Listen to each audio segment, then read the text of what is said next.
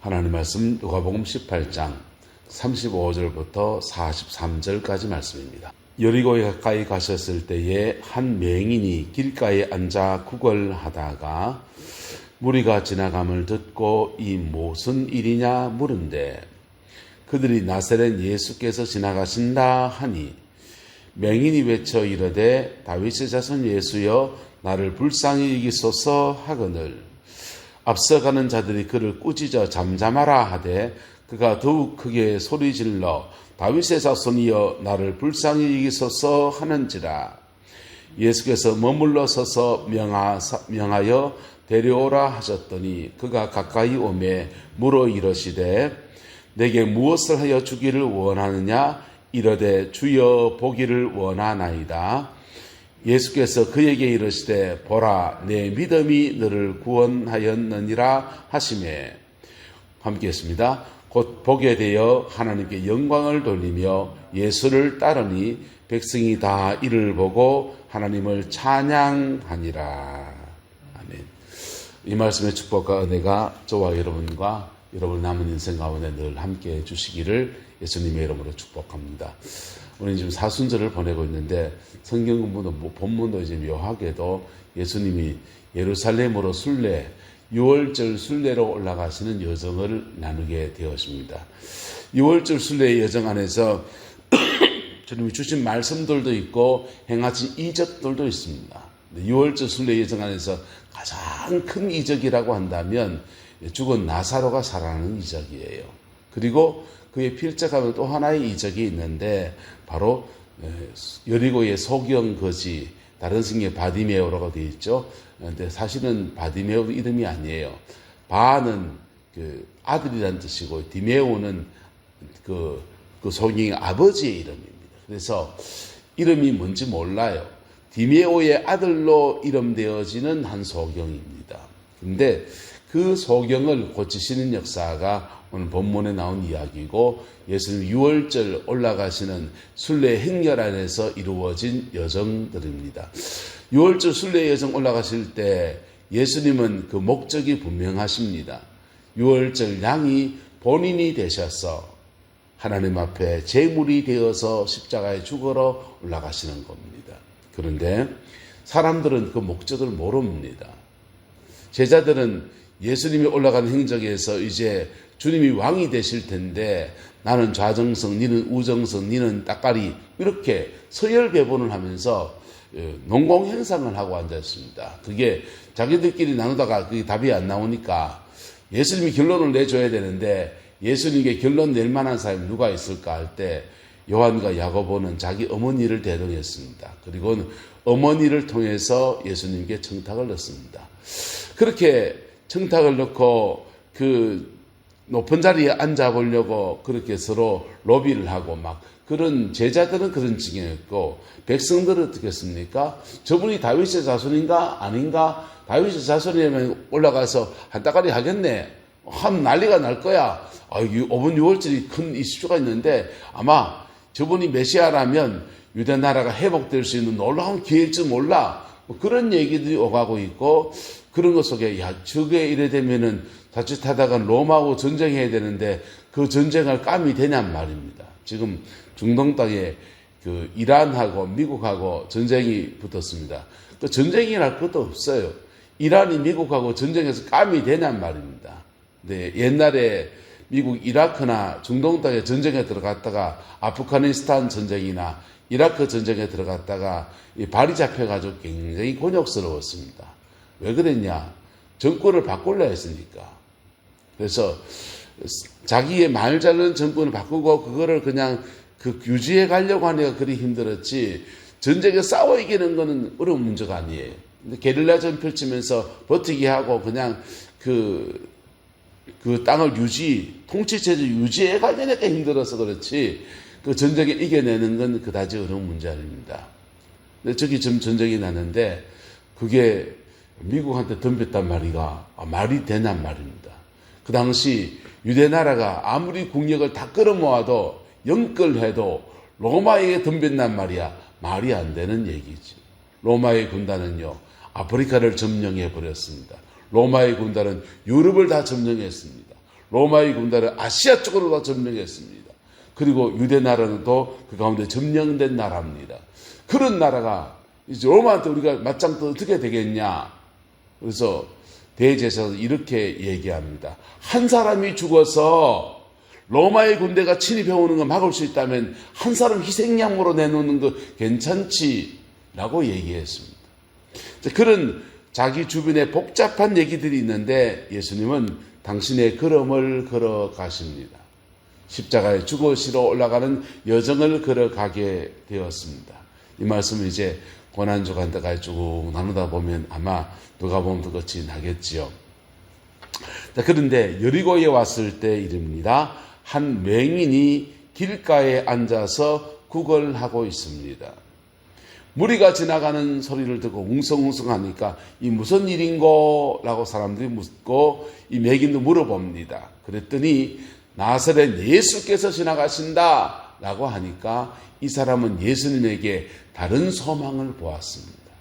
제자들은 좌정성 우정성된 소망을 가지고 백성들은 다윗의 통치가 회복될 것에 대한 소망을 가지고 유대나라의 회복에 대한 소망을 가지는데 이 사람은 다른 소망을 가집니다.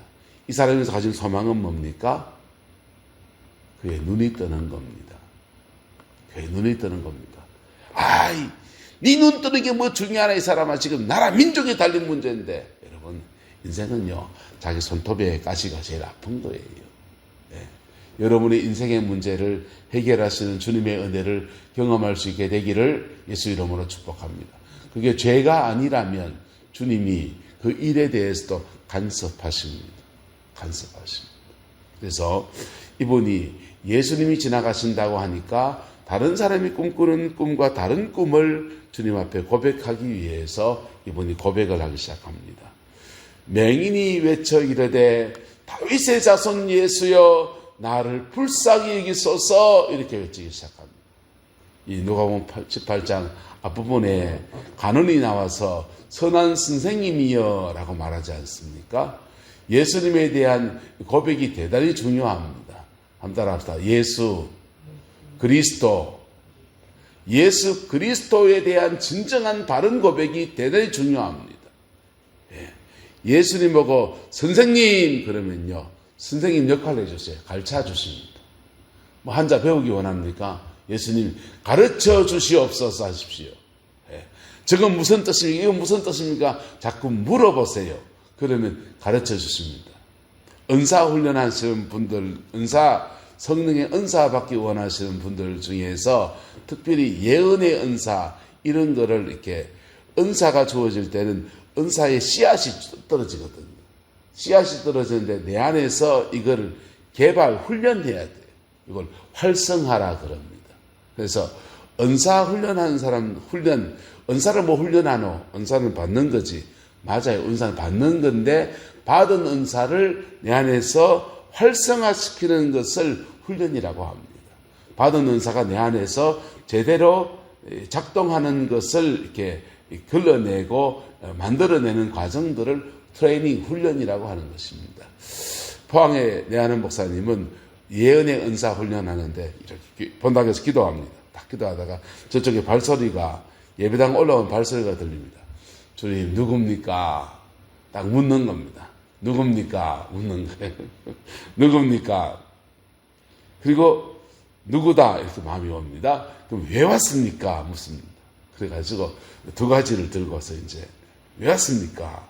그래, 이것 때문에 왔다. 내가 뭐라고 말할까요? 세 가지를 답을 묻습니다. 그리고는 이제 오시면은 지사님 오셨습니까? 하고서 자기가 먼저 받은 응답과 와서 그분이 질문하는 것이 맞는지 짝을 맞춰봅니다. 안 맞는 것도 있고 맞는 것도 있고 자기 생각이 언제 깨었는지 이건 이제 트레이닝이 나는 거죠. 자꾸 묻다가 보면 주님의 음성의 귀가 열리기 시작합니다. 할렐루야. 물으세요. 물으시는데 주의해야 될 게 있습니다. 십자가 보일의 그 터 위에서 물으셔야 돼요. 할렐루야. 그러면 자꾸 사단이 장난칩니다. 귀에 속닥속닥 하는 건 주로 마귀가 하는 겁니다. 오른쪽 귀에 왼쪽 귀나 상관없어요. 어쨌든 귀에 속닥속닥 하는 것은 마귀가 주로 하는 겁니다. 성령의 음성은 주로 우리 속에서 이렇게 올라오거든요. 그래서 물으시고 그렇게 계속 묻고 하나님 앞에 나가다 보면 때로는 답을 이제 꿈으로 답을 해줄 때도 있습니다. 어쨌든 그 묻고 답하는데 이 다윗의 자손 예수여 하면서 이분은 주님께 묻습니다. 그 신앙의 고백을 합니다. 선생님이라고 대답을 하면서 주님께 자꾸 하면 주님이 자꾸 이렇게 하면 어떤 궁금한 걸 풀어주시고 깨우쳐 주시는 역할을 하시는 거예요. 할렐루야. 깨우치시는 선생도 되시기를 예수 이름으로 축복합니다. 그러나 예수님은 선생을 능가하는 그분이십니다. 다윗의 자손이십니다. 할렐루야. 메시아란 말입니다. 다윗의 자손이란 말은 메시아란 말입니다. 메시아는 우리의 모든 것을 해결하시는 전능하신 주님이십니다. 또는 더 넓어서서 예수님은 세상 만물을 창조하신 성삼위 하나님, 삼위 하나님 가운데 2위 하나님이십니다. 할렐루야.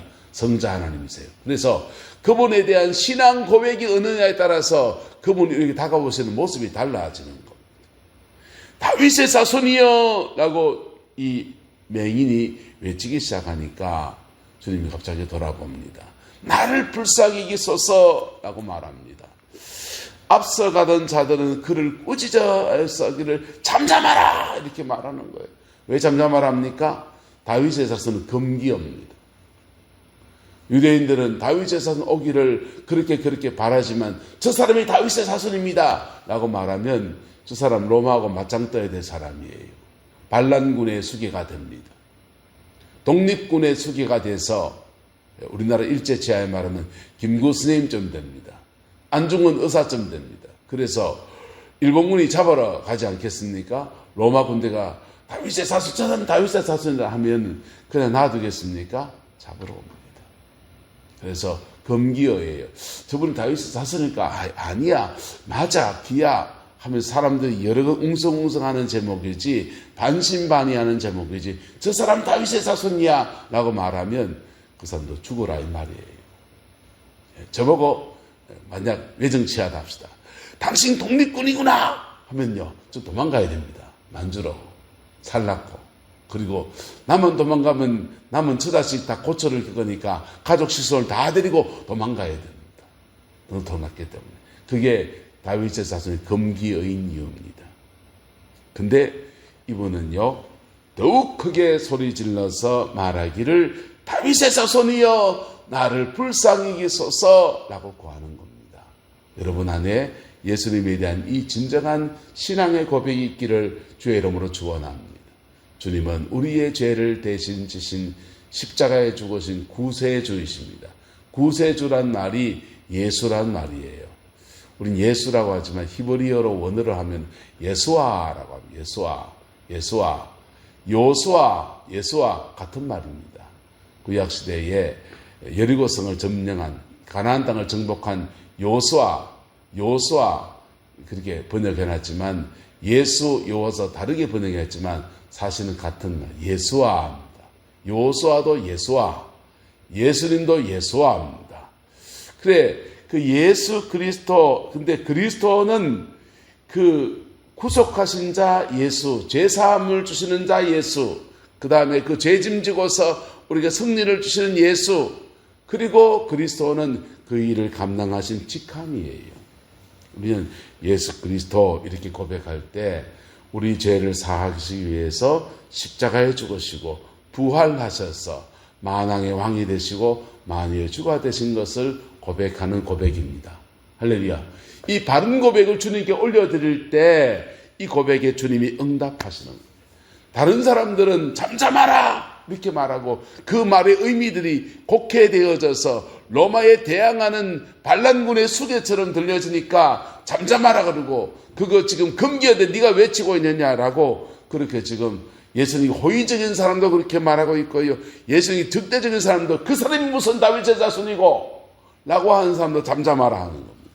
근데 어쨌든 잠잠하라 하는데 이분에게는 자신의 인생의 중요한 제목들, 평생의 시각장애인을 살아온 그것을 회복하는데 이 고백이 대단히 중요한 문제예요. 주님은요, 진정한 신앙 고백에는 그분의 진면모가 나타납니다. 선생님으로 나타나서 선생님 우리가 어떻게 하면 낫겠습니까 하면 네 실로암 못에 가서 씻어라. 실로암 못까지요 당달 봉사가 돼가지고 지팡이 찍고서 어디가 실로암 못인겨 해가면서 그래 가야 돼요. 그런데요 신앙 고백 다윗의 자손 예수여 라고 고백할 때 예수님은 다윗의 자손으로서 일하십니다. 할렐루야. 이 고백이 대단히 중요한 거예요. 이게 학습된 고백이 아니라 나의 영혼에서 올려나온 고백이 되기를 주의 이름으로 축복합니다. 이 고백에 대해서 주님이 응답하셔서 그를 가까이 데려오라. 그리고 묻습니다. 내가 내게 무엇을 하여 주기를 원하느냐 이렇게 묻습니다. 이때 너무 고상하지 마세요. 내가 무엇을 하여 주기를 원하느냐 좀 이거 눈 낮게 해달라 칼락하이 좀 민망스럽고 나라와 민족을 뻥치지 마세요. 여러분 속에 있는 고백을 정직하게 하는 거예요. 주여 나는 보기를 원합니다. 그랬더니 이 고백에 대해서 주님 말씀하십니다. 너 믿음이 너를 구원하였느니라. 할렐루야.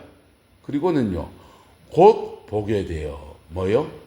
곧 보게 되어 즉각적인 치유가 일어났습니다. 즉각적인 치유가 일어나서 하나님께 영광을 돌렸다 했어요. 그리고는요 영광 돌리고 이분이 한 거 있습니다. 회복되고 난 뒤에 예수를 뭐 했다? 따르니 됐어요. 예수를 따르니. 그리고 백성들은 다 이를 보고 하나님을 뭐 하더라? 찬양하더라. 보세요. 본인은 나음을 받았습니다. 그리고 하나님께 영광 돌립니다. 말하고 예수 따르는 사람으로 살아갑니다.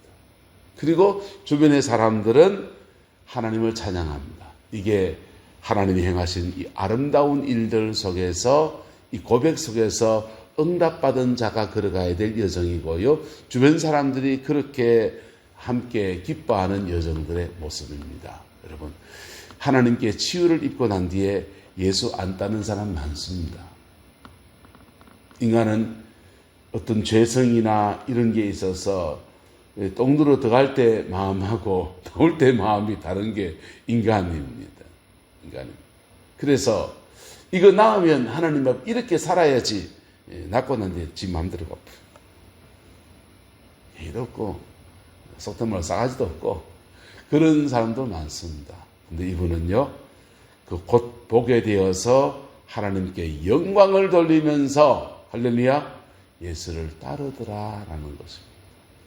저와 여러분들 안에 이런 덕스러운 믿음이 바른 신앙 고백과 받은 응답에 대한 덕스러운 믿음이 함께하게 되기를 예수님의 이름으로 축복합니다. 그것을 보는 사람들이 시기 질투하지 않고 다 이를 보고 하나님을 찬양하면서 높여들었다 했습니다. 이게 하나님 앞에 해야 될 아름다운 여정입니다. 오늘 시대에 주의해야 될 것입니다. 주님은 치유 사역자이시기도 하고 영광 받으실 그분입니다. 할렐루야.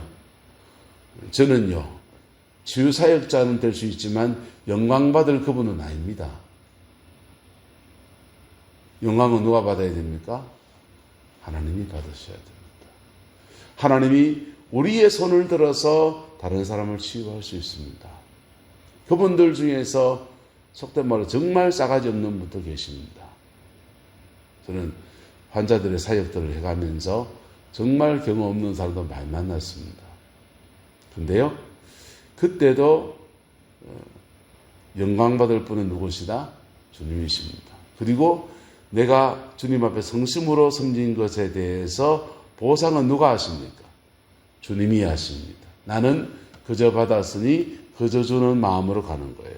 그리고 이분이 갚지 않은 것은 경우 없이 대한 것은 누가 갚아주신다? 주님이 갚아주십니다. 할렐루야. 주님이 갚아주십니다. 그리고 그런 사역이 일어났다고 해서 내가 영광받을 존재다? 내 높여라 말이야. 내가 이런 존재단 말이야. 뛰어난단 말입니다. 영광받을 분은 예수 그리스도이십니다. 예수님은 치유사역자이기도 하고 영광받으실 그분이기도 합니다. 할렐루야. 우리는 그렇지 않아요. 우리는 주님의 손에 이렇게 쓰임받을 수 있어요. 하지만 영광받을 그분 아닙니다. 그리고 그분으로부터 보상을 기대할 필요도 없어요. 그냥 밥 한 그릇 사주면 그냥 사람들이 한 겁니다. 그리고 정말 주시는 보상은 주님이 주시는 겁니다. 할렐루야. 그 믿음의 여정을 겸비하게 걸어가는 저와 여러분 되시기를 축복하고, 또 우리 또한 때로는 이 여리고의 소경처럼 인생의 기가 막힌 여정을 지나갈 때마다 바른 신앙 고백으로 주님의 도우심을 구하고 그 안에서 응답을 누리게 되는 은혜가 있게 되기를 주의 이름으로 축원합니다. 기도하겠습니다. 좋으신 아버지 하나님, 주님의 은혜와 사랑을 감사합니다. 날마다 주 예수 그리스도 그 이름의 영광을 보게 하시고 늘 겸비해서 하나님의 거룩하신 뜻을 이루어내는 은혜가 있게 하나님 주장하여 역사하여 주옵소서. 여호와께서 온전한 은혜와 사랑으로 함께해 주시길 원합니다. 예수님의 이름으로 축복하며 기도드리옵나이다. 아멘.